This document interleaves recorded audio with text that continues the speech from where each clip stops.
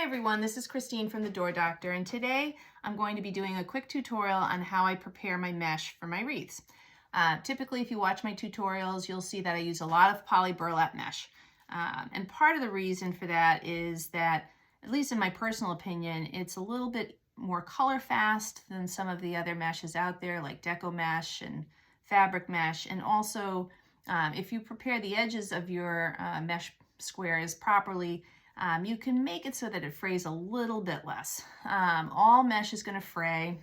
Even on this roll here, you can see, there's pieces on the side that fray a little bit, and certainly like this will come right off. But by heat sealing the edges and by adding a little bit of glue, it can make this a little bit more durable, easier for you to work with. I hate it when you have a square of mesh that's just falling apart in your hands. It's no fun. It takes a lot of extra time.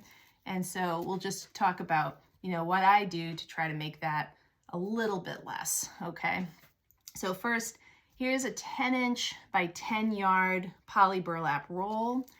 Usually my petals are made out of 10 by 10-inch squares.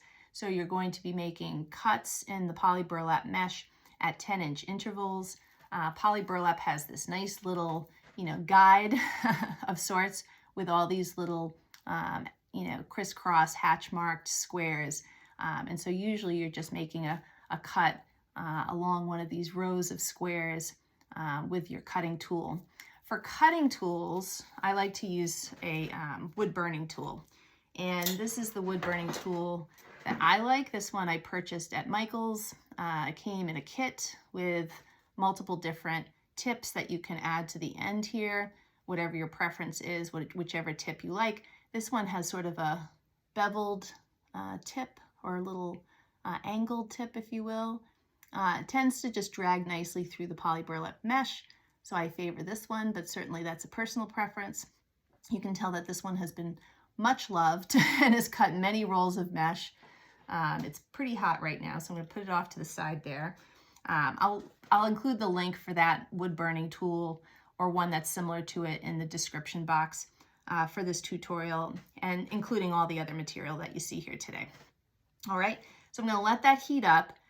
In cutting your mesh, usually you're going to want a nice durable surface to cut on. So this is glass, so I have my cutting mat underneath the glass.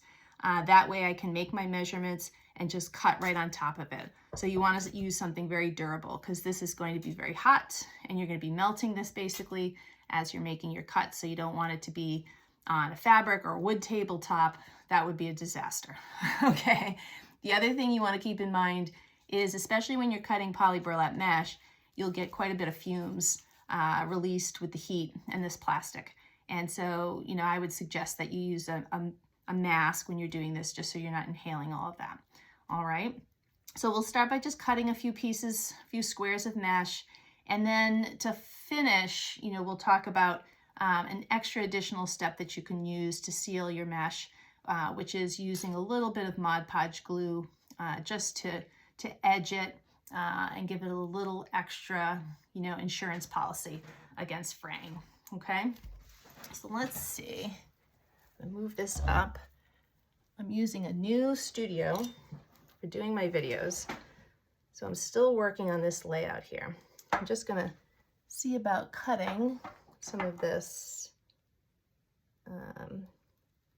frayed edge off, and I'm just dragging the tip of my wood burning tool down the edge of the little squares of mesh, or the little hatch marked squares. So it gives you a nice, it's hard to see, sort of a little melted line there. And now we're just going to measure 10 inches and give a nice little cut with my wood burning tool. I'm just going to follow down slowly through those little squares. There's one piece. We'll do a couple more.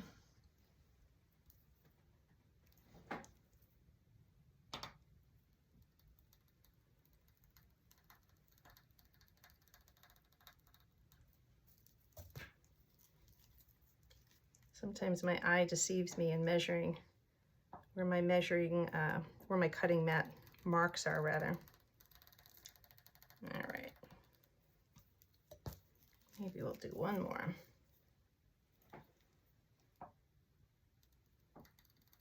A glass tabletop is obviously helpful to have for something like this, but if you have like a glass cutting board, smaller, you can put it on, take it off. That's usually good too. All right, so here are my blue squares. They're looking very dark today on this background. I apologize. I think the lighting's not great. All right, so we have a few here, and next we're going to seal the edges with some Mod Podge. And usually I use Mod Podge that's matte. You can certainly use semi-gloss. You're not going to be using a lot of glue on the edges of these squares, just enough to sort of do a little, dotted line across the cut edge.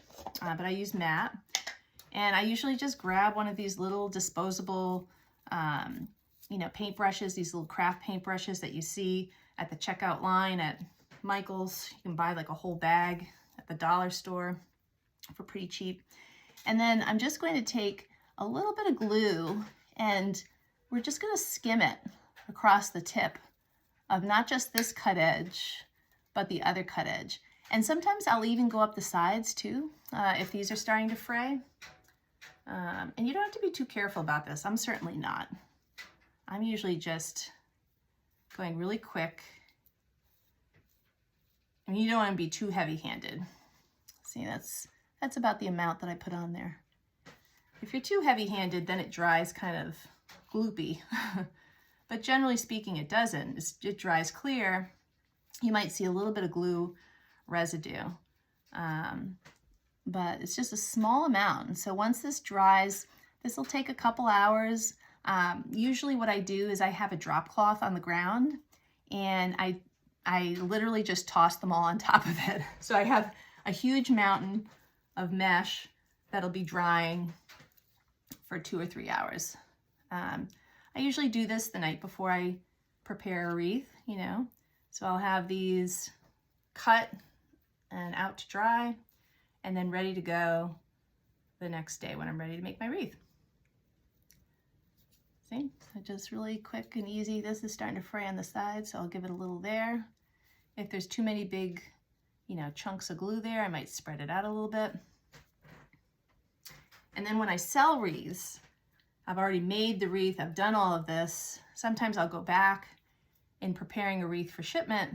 If I see any little loose cut edges, I might dab an extra little bit of glue on there before I ship the wreath. Let it dry. All right. So pretty easy. We'll do one more. You don't have to do this step when you do folded petals. You're not going to see these cut edges, obviously, so I tend to skip it if I plan to do a wreath like that. But if you're going to have any of these exposed cut edges on your petal, then I think it's a nice little extra step. There you go. I'm going to toss that off to the side onto my drop cloth. 2 or 3 hours, those should start to dry pretty well. And then you're all ready to start your wreath. All right, I hope that's been helpful. I'll plan to release more how-to videos in the near future. Have a good day.